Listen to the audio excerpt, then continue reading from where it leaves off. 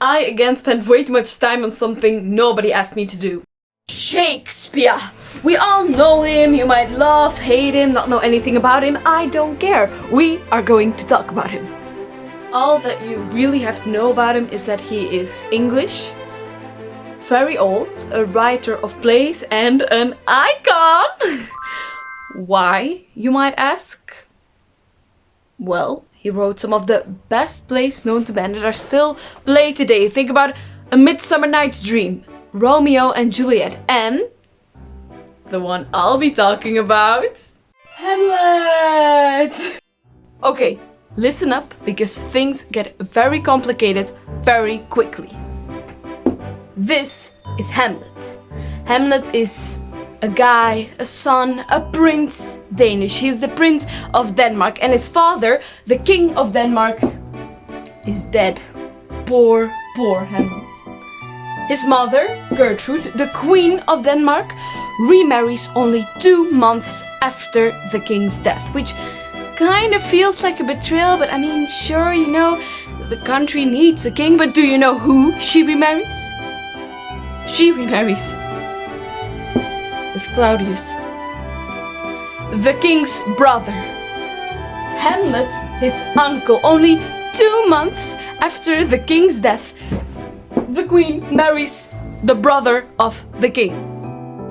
Hamlet is still sad about his father's death, but luckily his uncle, his now father, it's complicated. Luckily Claudius has some fatherly advice for his now son, namely, suck it up. So, you know, Hamlet is mad, and rightfully so, and now the story can really begin. Oh, you thought we already started? No, this all happens before the play. But, oh, how are we as the watcher supposed to know that? Well, I'll tell you, you little impatient! Hamlet is in his room, sad as usual, when all of a sudden, knock knock, who's there? A ghost. A ghost who? A ghost who looks a lot like my father! So Hamlet asks the ghost who he is, and turns out it is his father! Yippee-yi-yi, yippee-yi-yo! My son, He says.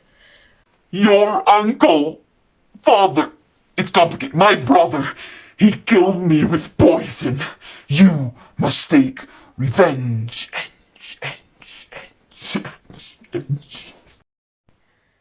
And then Hamlet's father leaves him for a second time. And now, our poor little Hamlet is even more sad and mad. Not only that, he is left with an order which is not for the faint of heart. And his uncle killed his dad. How could he? But also, how could she? How could his mother betray him like that in just 2 months? So now Hamlet's like, love isn't real, all girls are the same, I hate my mom. Then we have Ophelia. She was like an angel, only with less eyes and wings and stuff. You get the point. She was truly heaven on earth. She was the most beautiful girl. She was witty, smart, funny, kind-hearted. She truly had a heart of gold. The other girls could pack their bags and leave. There was no competing with her. With our dear Ophelia. Ophelia is the lover of Hamlet. But due to his personal issues, Hamlet has not been so lovely lately. Ophelia's father, Polonius, senses these weird vibes from Hamlet, so he tries to separate them, but then he sees how depressed his daughter gets, so he tries to reconnect them again. But then he again gets very weird vibes from Hamlet, so he separates them. It's a situationship at its best. Eventually, Hamlet does not tie the knot, he cuts it. He breaks up with her, because he has no time for women. he has to take revenge for his father. And then the most iconic monologue ever brought happens. To be or not to be. Which is a fancy way of saying, should I do nothing and live with this situation? Or should I go kill myself? Or, now in Shakespearean terms, to be or not to be? That is the question. Whether it is nobler to the mind to suffer the slings and arrows of outrageous fortune, or to take arms against a sea of troubles and by opposing end them to die. To sleep no more, and by sleep to say we end the heartache and the thousand natural shocks that flesh is heir to. 'Tis a consummation devoutly to be wished, to die, to sleep, perchance to dream. There's the rub. For in that sleep of death, what dreams may come when we have shuffled off this mortal coin must give us pause. There's the respect that makes calamity of so long life. For who would bear the whips and scorns of time, the oppressor's wrong, the proud man's contumely, the pangs of despised love, the loss delayed, the insolence of office and the spurns that patient merit of the unworthy takes, when he himself might his quietest make with a bare bodkin? Who would fardels bear to grunt and sweat under a weary life, but that the dread of something after death? Wow, filming this feels very lonely. But what he means is either I do nothing and live with this for the rest of my life, or I do something and I get killed because I will kill my king, and that's not very appropriate. But then he's saying like, okay, what happens after death? Death is basically sleeping, and that's fun because then I don't have to worry about anything. But then he's like, oh no, when I sleep, I dream. And that is the only thing that stops us from ending it all. Because we don't know what happens after death. We don't know what we may dream of. So he basically says that our thinking makes the reason that we don't end ourselves. Which I think is a very good reason. But how can he be sure that the ghost he saw wasn't just an illusion? He needs proof. He needs to ask his uncle, Claudius, he needs to ask Claudius if he did it without asking him. So, as a true behaviorist, he's going to analyze his behavior and look at his reaction while reenacting what happened to his father. Hamlet assembles a group of actors. He does an audition, and the first few actors are a bit gamesome, not serious enough. Their performance is so-so. So to the next actors, Hamlet gives his very pretty speech, basically saying, do not fucking fool around, because I want to rip my eyes out if I see one more of you guys flail around and not take this seriously. Or, in Shakespearean, it offends me to the soul to hear a robustious, periwig, painted fellow tear a passion to tatters, to very rags, to split the ears of the groundlings who, for the most part, are capable of nothing but inexplicable dumb shows and noise. I would have such a fellow whipped for overdoing Termagant it out. Herod, pray you, avoid it. So eventually he finds his actors, he makes his play, and lo and behold, it works. It sends the king packing. That's proof he is guilty. He did this. Now he has to go to his mom and tell her, but he finds his mom with the king in the room, and Claudius confesses all his sins to Gertrude. And his mom doesn't do anything. What should he do now? Now Hamlet just has to kill him, right? It's that simple. I mean, it's just one stab, one poisoning, one doubt. He walks up to his uncle in a church. His uncle is praying. He pulls his sword, ready to kill him. 1, 2. Can he really kill a praying man? I mean, if Hamlet kills him now, Claudius might go to heaven. And we can't have that.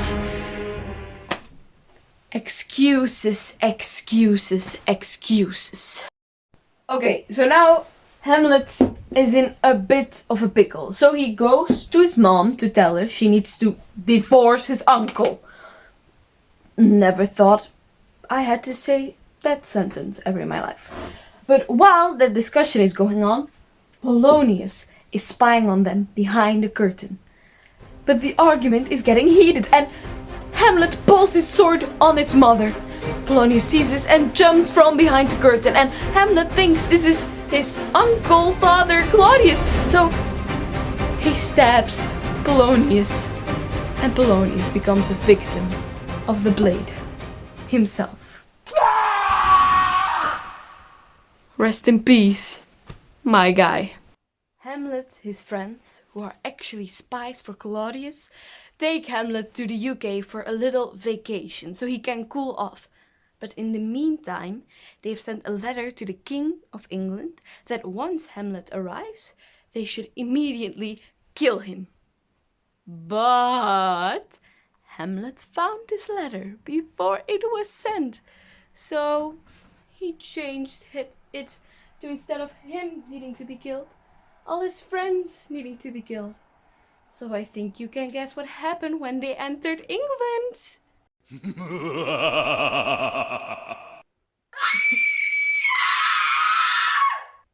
Meanwhile, Laertes, the brother of Ophelia, wants to overthrow the king because Claudius isn't that good of a king. But Claudius tells Laertes, why, instead of overthrowing me, don't you just help me kill my son? He is the bad guy in this story. He killed your father, Polonius, after all. How about you, I don't know, sword fight him and win, preferably? To help you, I'll dip his sword in poison and give him a cup of poison beforehand, you know? Just in case. At the same time that all of this is happening, Hamlet is walking around in a cemetery because he's all edgy and emo now, and there he sees a man digging a grave. So he goes and talks to the man who is minding his own business, and then a funeral starts. But then who does Hamlet spot among the crowd at the funeral? Laertes! Brother of my ex-wifey, kinda my friend, what are you doing here? What do you think? He says. Yeah, that's already pretty awkward. So, whose funeral is it? Asks Hamlet. Ophelia's, Laertes says. Ophelia is dead. Hamlet is devastated because how could this happen? He asks Laertes, what happened? Well, Ophelia drowned herself. And at hearing this, Hamlet is astonished. Why? Well, maybe because you broke up with her and killed her father. Consider that, Hamlet. Maybe you're the problem, and maybe your whole savior complex is not really saving anything. But anyway, you might think that this is a perfect time for Hamlet to leave the funeral. He's clearly not welcome. But no, of course. Look at that face. Why would he leave? No, he withholds Laertes from jumping into the grave to hold his sister one more time before she gets put 6 feet under. He withholds him and he says, and I quote, I loved Ophelia 50 times more than a brother could. That's what he says to her brother. her funeral, which he caused. Let the girl rest in peace. My God. But of course, he didn't shut up because he can talk underwater. You know who couldn't talk underwater?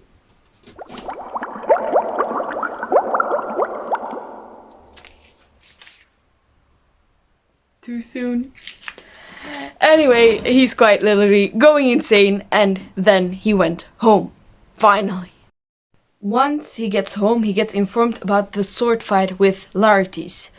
But Hamlet seems pretty chill, even though the people are very worried, because Laertes is a way better sword fighter than Hamlet. But he says that he has been practicing.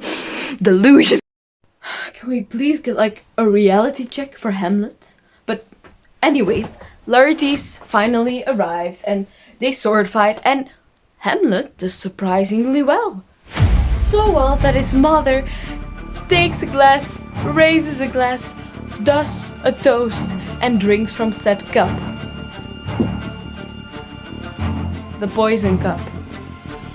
She drank from the poison cup. She's dead now. Good riddance. But after some fighting, Laertes is eventually able to land a hit on Hamlet. And he thinks he does that with the poison sword, so Hamlet must be dead.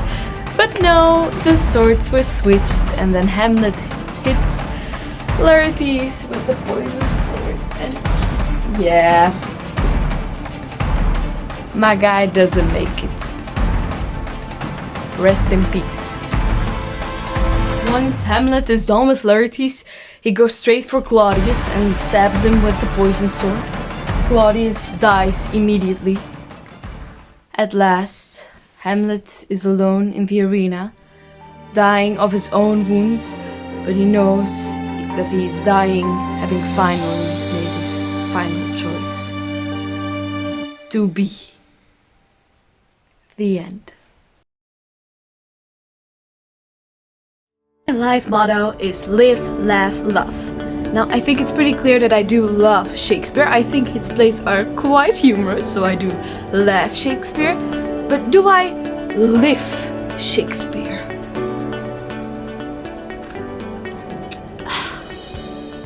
Well, you'd be surprised. I have been using hundreds of words that Shakespeare brought to our English dictionary. Do you not believe me? Well, then you must be a critic. You know who popularized that word, critic? Shakespeare. Are you watching this from your bedroom? Shakespeare. Are you watching through your eyeball? Shakespeare. Are you too swagger for Shakespeare? Is he too majestic, generous, fashionable, gay, flawed, unreal, zany, jaded, laughable, fugal, discontent, cold-blooded, deafening, accused, addiction, assassination, advertisement, amazement, bandit, beach, birthplace, bet, buzzer, bump, champion, circumstantial, compromise, courtship, gossip, hint, label, luggage, elbow. The guy invented the word for elbow. And the fact that I know or made all of this does not make me lonely, you green-eyed monster. He is the Freud of the English language, and all that I'm saying is, even though you can't see him or you don't know him, he's here in all of you. And the more you use his words, the stronger he gets. And hypothetically speaking, seeing the current state of our world right now, he will exist as long as humanity does. Hell, he might outlive us. So, to conclude, you may not love him, may not laugh him, but you all and will always live him. And that is why I live, laugh, and love Shakespeare.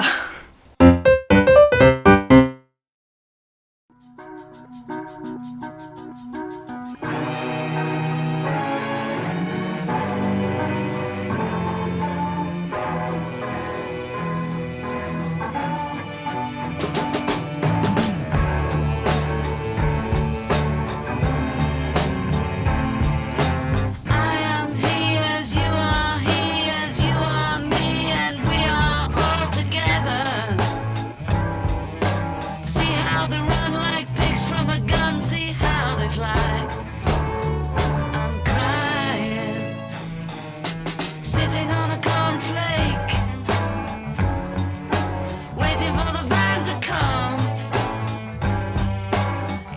station 2.